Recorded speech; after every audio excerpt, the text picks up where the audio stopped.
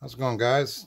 This is Tim from 313, and today this is part 3 of the sealed deck night tournament that I'm having at my home, and I just wanted to go over the deck that I built out of mine, my Commander, which is lost at the moment. I went with black and green and just seemed to be the strongest with all the elves.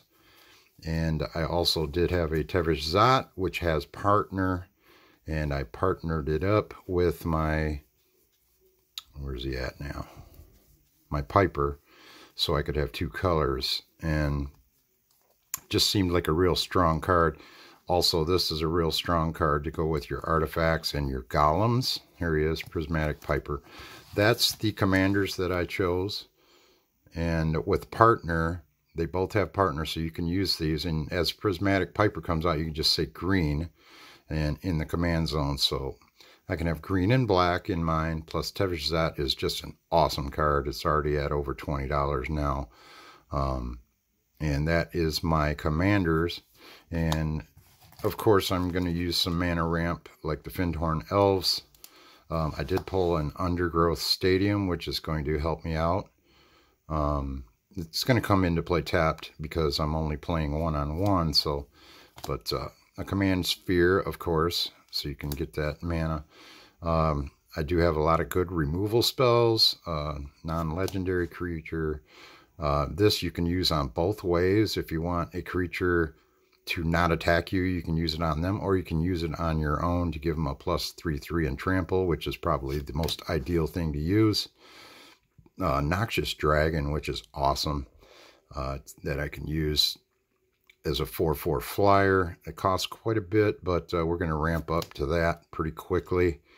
I got a 4/4 zombie for 6. When it dies, you get 2 tokens, 2/2 zombie tokens, and we have this Supernatural Stamina, which is going to, it's an instant, which puts until end of turn, target creature gets +2/0, and when this creature dies, return to the battlefield tapped under its owner's control, which works really well here. If I get a big creature out, I'll just be able to bring him right, bounce him right back. Using the Elf Salamander Rogues, they can't be blocked by creatures with power 2 or less, and you can get in for 7 points of damage. It's a 7/4. Does cost 6, but that's not bad for green.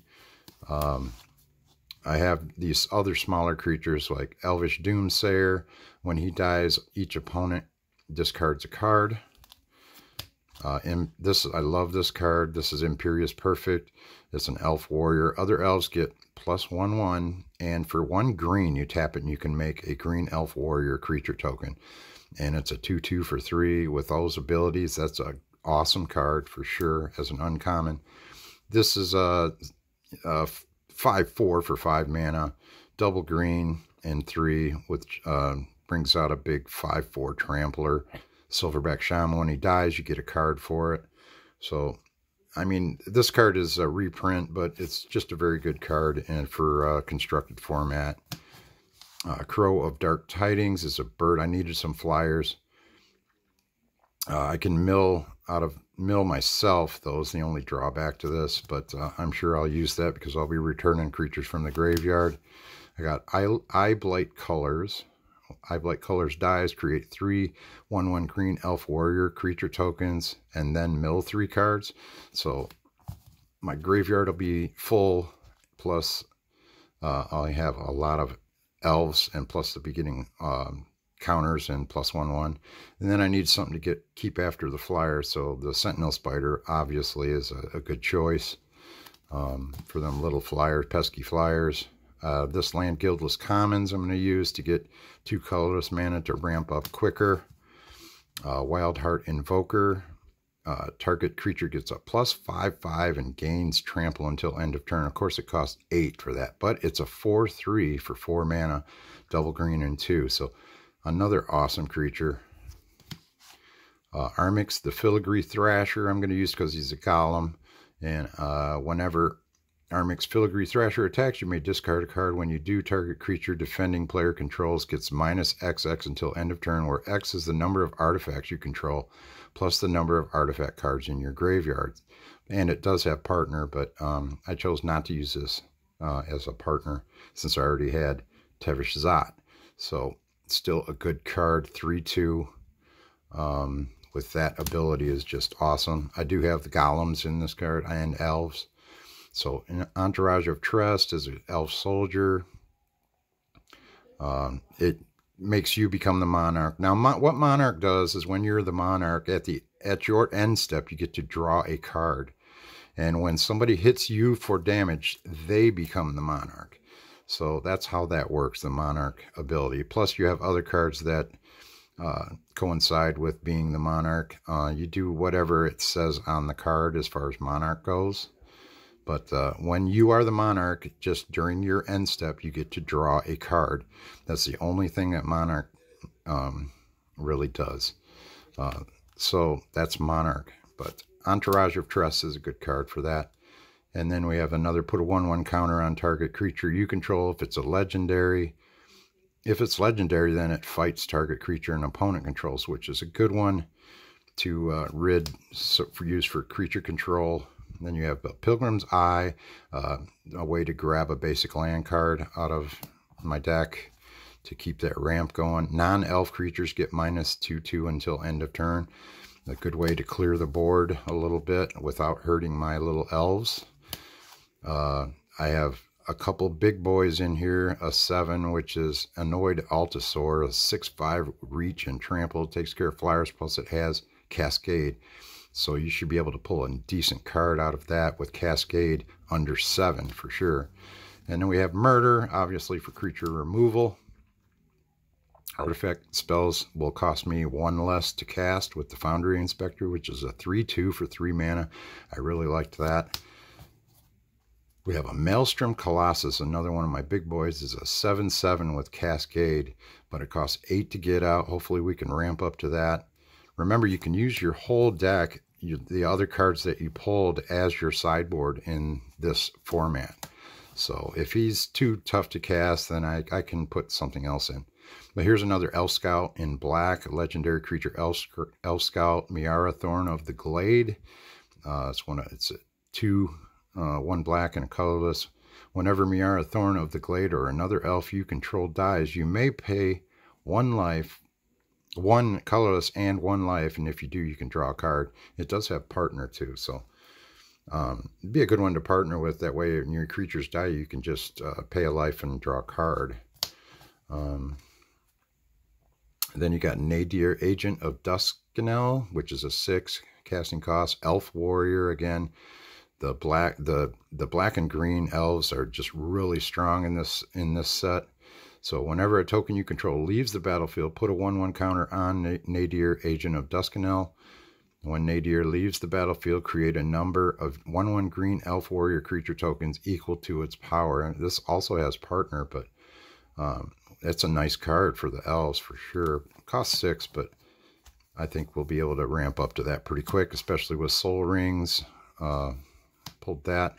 Natural Reclamation. I had to have a way to deal with artifacts or enchantments, and this also has Cascade. It costs 5, but you get that Cascade effect, so you might ramp up into a better creature for sure. And then you got Grafted War Gear I'm going to use. It's a good way to remove it right before you sacrifice a creature and keep that, and you can attach it for nothing. So, but you can equip only as a sorcery. So, but that's a good, nice equipment there. Scaled Behemoth, which is 6, and it's hexproof. It's a 6/7 hexproof. Mindless Automaton. I use this to draw cards, which I'll be needing to draw cards, I'm pretty sure.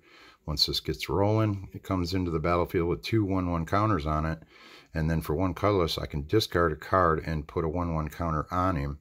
And I can also remove 2 1/1 counters from Mindless Automaton and draw a card. So it just costs you 1 to put a counter on it, and then just remove 2 counters to draw a card. Imagine it dies once you pull all the counters off it. Now this card is, I love this card. This is Ich Tekich, the Salvage Splicer, 5. It costs 5, a green and 4. A legendary creature, human artificer. When Ich Tekich Salvage Splicer enters the battlefield, create a 3/3 colorless golem artifact creature token. And then whenever an artifact is put into the graveyard from the battlefield, put a 1/1 counter on each Tekich and a 1/1 counter on each golem you control. This one also has partner and is really good to partner up with in Commander for sure. So I'll be probably building a deck around this later on in a 100-card Commander deck. Elvish Visionary, obviously to draw a card, plus it's a 1/1. Elf to get out there. I'm using this Howling Golem because it's a golem, so I can throw counters on him. Whenever Howling Golem attacks or blocks, each player draws a card. That's the drawback. Then I have a Sanitarium Skeleton. We all know about these. They're just 1 for 3. You can return them to your hand. Just a 1/2 for 1. Opal Palace is great Commander card for sure. You can add 1 colorless or spend a colorless, tap it, and add 1 mana of any color in your commander's color identity. If you spend this mana to cast your commander, it enters the battlefield with a number of additional 1/1 counters on it equal to the number of time it's been cast from the command zone this game. So it kind of helps it whenever say your commander gets knocked out a couple of times. Every time you bring it back, it's going to get additional counters on it. If it got knocked out twice, you're paying 4 extra mana. At least you're going to get a couple counters on it to make it a little stronger. Now we have a Staff of Domination I can use to untap the staff. You can use 2 to gain life, 3 to untap a creature, 4 to tap a target creature, and 5 to draw a card. So hopefully we're going to ramp up to a lot of mana in this deck. So there's another ramp card. Search your library for a forest card. Put that card onto the battlefield and shuffle your library. No tap stuff with that one. And then the last card is one of my favorite, is Monstrous Onslaught, which deals X damage divided as you choose among any number of target creatures, where X is the greatest number among creatures you control as you cast this spell. So that's a good way to get some creature removal. I can just kind of go through the rest of these cards and show you why I chose these two. I just thought they were the strongest. Just with the black and the green that I had with the elves was just really strong. There's a few black cards and green that I didn't use. This one I may bring back in if I'm ramping up too much. I may take one of the. I had an awful lot of artifact rocks, mana rocks to use. But in blue, I really didn't have a whole lot to use. This one, obviously the partner. At first, I was going to use Arkelos. And I tried the 3 colors, but I just didn't think that it would work. It would be too clunky to use. So I went with the 2, just a more streamlined, make it more of a simplified deck. I was going to use this one as my commander and go with green, black, and blue. Throw just a splash of blue in there, maybe for some control or tap down. But I looked at the black and I had plenty of creature removal and stuff like that, so I really didn't need it. Red was strong, but I just don't like playing red, and the rares that I got for red really wasn't any good commanders, but I did get Wheel of Misfortune, which was, it's a fun card to play, but it's just not enough. I did get an Aurora Phoenix, which is awesome. I will put that in probably my Naya deck, in my Commander Naya deck. And white was really good, but I just had nothing to go with it. All the other multicolor cards that I got were just not strong enough. I mean, they were good, but I just couldn't partner them with anybody, and I'm looking for them. I just couldn't find any good partners for those cards that I used. If I can find them, here they are. These are really good, strong cards for Commander, but I felt that just green and white, if I would have went with just green and white, I would not had enough removal, and it would have been just a creature bash, and I didn't have this. These cards don't have partner, and that's the only problem. Now, if I would have had one that had partnered in black, I would have been all set, because I have another card which was fantastic in here. Was the white. Where's it at? I even still have it out here. These are my. There's another card in here, I believe, that's a white and black. Very good commander, if I can find it. Pardon me while I look, but there's the one there, but no, it's not in red. It's got to be in here. It's black and white.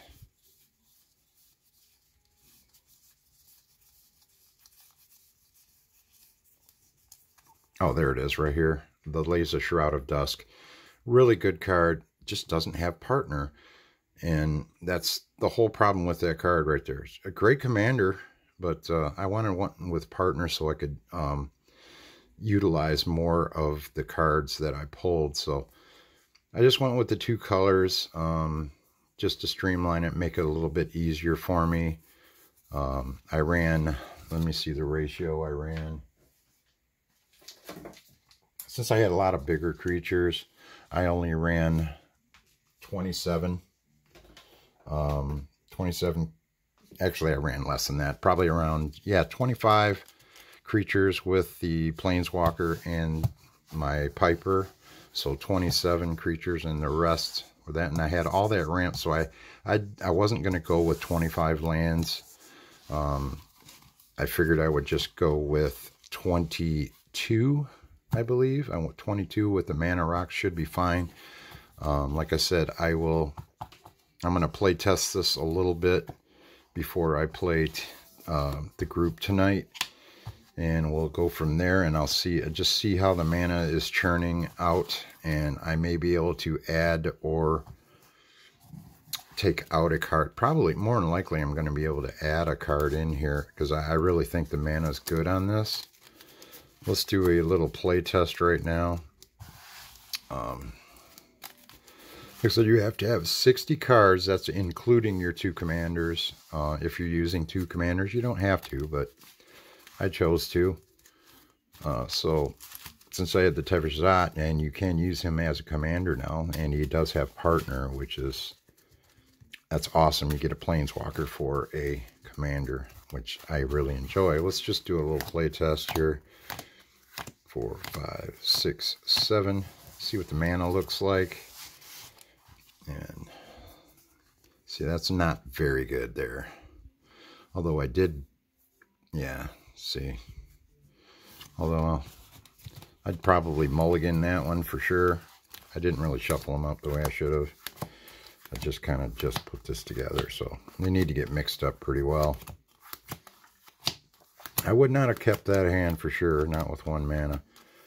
So already, if I'm going to have mana problems, which I shouldn't, I really don't think I should have mana problems with this, with 22 lands and all the mana rocks in there. I mean, there's probably at least, you want to run at least 25 lands in your decks usually. But I have all those mana rocks and that to ramp it up a little bit, plus some spells that ramp too. So we'll give her another try here and just see what we get. Hopefully it doesn't make me look like a fool. Let's just cut them. Let's see what we got. 1, 2, 3, 4, 5, 6, 7. Let's try it again. There we go. We got a couple lands to start out with, and it doesn't really look that good. It looks pretty slow to me, but we'll give her a try anyway. I did pull this, which gives me the Stadium, which is a nice card. But we should be pulling some land, and there we go. I usually don't do that, depending on lands to pull, you know, but that's the way it goes sometimes. 2 casters we seem to be light on, so I might be taking 1 to 2 damage already, but we have 40 life, so I'm not really worried about it. And look at that, we're pulling land, which is great. Go throw another one down here. We'll throw out the crow. And then on my 4th turn, if they have something out that's bad, pull another land. I would probably murder something just to push my thing through if I needed to. Let's see, turn 5. I got another land to play. I'm already at 5 mana. So everything in my hand is playable except for the behemoth. So at this point, I would probably just play this Doomsayer, and we're looking good after that. One more turn. Let's see. Just a Visionary, which I would draw a card. Have 3 mana left. Got another. I can return a land I control to the owner's hand, which I can do. I'll use the ones that I tapped already. I'll just return this forest. And I have 3 to play with. I would just pass the turn.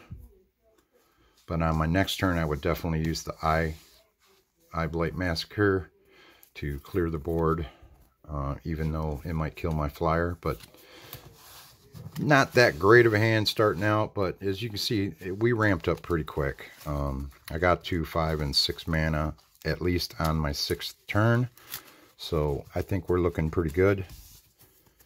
I did have creature removal and that kind of stuff too, so that's all I have for you now, and wish me luck on the play tonight. I think I'm going to do pretty well with this deck.